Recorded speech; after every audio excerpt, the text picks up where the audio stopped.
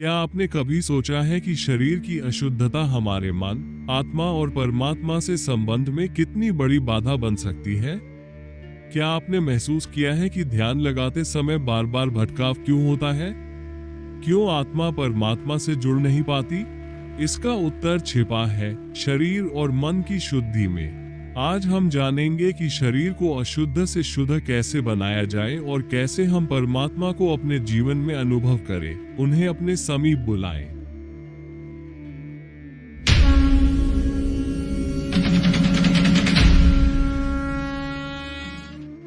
अशुद्धि के प्रकार: शारीरिक, मानसिक और आत्मिक। शारीरिक अशुद्धि: अनुचित आहार, दिनचर्या, आलस्य, नकारात्मक गतिविधियां।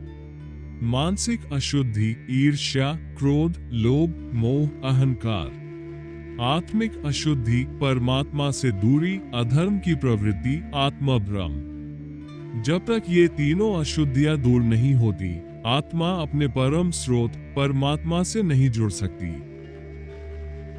शारीरिक शुद्धि के उपाय: सात्विक आहार अपनाएं, फल, सब्जियां, अनाज, सूखे मेवे। भोजन में संयम रखें, अत्यधिक भोजन न करें। भोजन से पहले प्रार्थना करें, अन्न ब्रह्म है।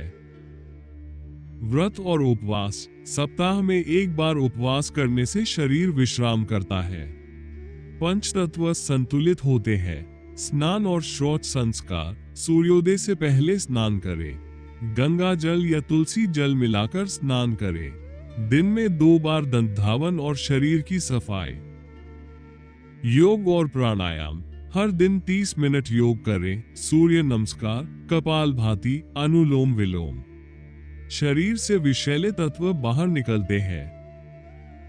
मानसिक शुद्धि के उपाय: सद्विचार और सत्संग: अच्छे विचारों से मानसिक वातावरण पवित्र बनता है। संतों का संग, शास्त्रों का पाठ। दैनिक जप और ध्यान: ओम नमः शिवाय, हरे राम हरे कृष्ण जैसे मंत्रों का जप 15 से 20 मिनट मौन ध्यान। क्षमा और करुणा: दूसरों को क्षमा करना मानसिक विष को नष्ट करता है। करुणा से आत्मिक ऊर्जा जागृत होती है। क्रोध और वासना पर नियंत्रण: इन दोनों का सीधा असर मन और आत्मा पर पड़ता है। ध्यान, ब्रह्मचर्य और संयम से इनका शमन करें।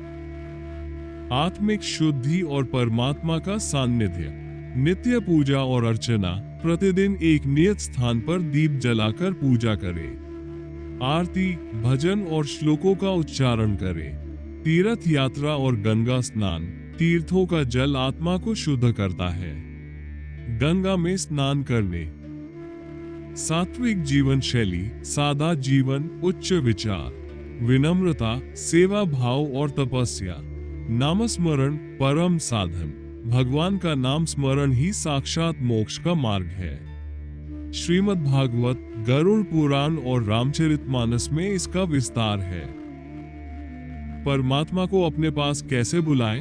हृदय से पुकारे, हे प्रभु, मैं अशुद्ध हूँ, लेकिन आपकी शरण चाहता हूँ। भावना ही सबसे बड़ा साधन है। प्रेममय भक्ति: बिना अपेक्षा के भक्ति करे। भगवान प्रेम से वशीभूत हो जाते हैं, भक्ति बिना भगवान नहीं मिलते। संकेत पहचाने: जब जीवन में शांति, संतोष, वैराग्य आने लगे तो समझिए परमात्मा समीप है। गुरु का सान्निध्य: गुरु आत्मा को परमात्मा से मिलाते हैं। सद्गुरु की कृपा से ही आत्मा जागृत होती है। गरुड़ पुराण और शास्त्रों की दृष्टि में: गरुड़ पुराण कहता है, जिस व्यक्ति का शरीर, मन और कर्म शुद्ध होता है, वही मृत्यु के बाद दिव्य लोकों में जाता है और पुनर्जन्म से मुक्त होता है। भगवद गीता, अध्याय 6, श्लोक 5: उद्धरेदात्मनात्मान्न: आत्मा ही मित्र और शत्रु है।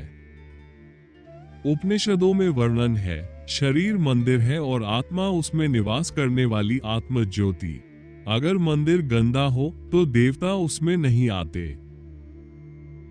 दैनिक दिनचर्या शुद्धि की ओर एक प्रयास: ब्रह्म मुहूर्त में उठें, 4 से 5 बजे। जल से स्नान करें, गंगा जल मिलाएं। योग और ध्यान करें। मंत्र जाप कम से कम 108 बार। सात्विक भोजन, सेवा कार्य, किसी की मदद करें। रात में आत्ममंथन, दिन भर की गलतियों पर विचार। क्या होगा अगर शुद्धि नहीं की गई? बीमारियां, तनाव, अनिद्रा। आत्मा अशांत रहेगी।